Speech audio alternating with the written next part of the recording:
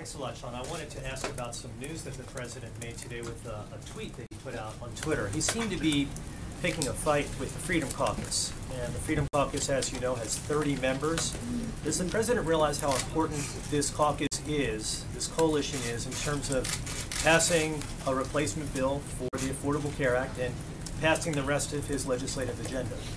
Well, of course he understands that the goal of all legislation is get to a majority in the House, majority in the Senate, but at the end of the day, he recognizes that he has a bold and robust agenda that he is trying to enact, that he ran on and told the American people that he would do when he was president, and he's going to get the votes from wherever he can.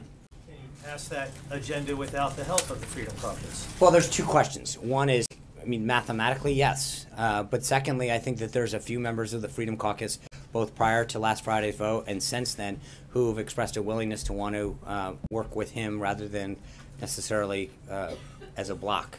And I think that there continues to be some promising signs in that.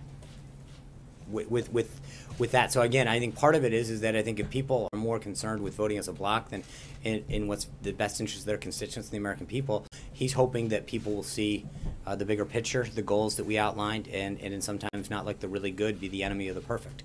He seems to imply in that tweet that he would be in favor of primarying some individuals in the Freedom Caucus who oppose his agenda. Is that correct? Did I read that correctly? I'm going to say I'm going to let the tweet speak for itself. For those of you who think, or just for your understanding, it would be improper of me to discuss the election or defeat of any candidate from this podium. Matt.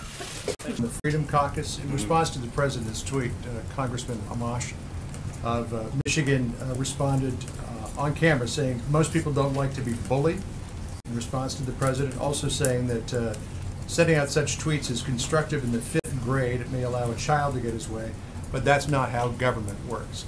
Could you take a moment to respond to Congressman Amash?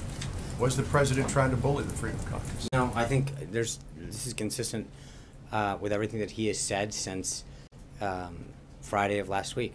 And I think that he is looking for members on both sides of the aisle who want to be constructive to achieve the goal of a patient-centric healthcare system.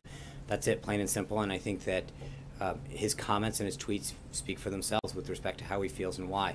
John, following on that, is this a divide and conquer strategy? No, it's a math strategy, which is to get to 216 and pass an effort and continue to move the agenda forward.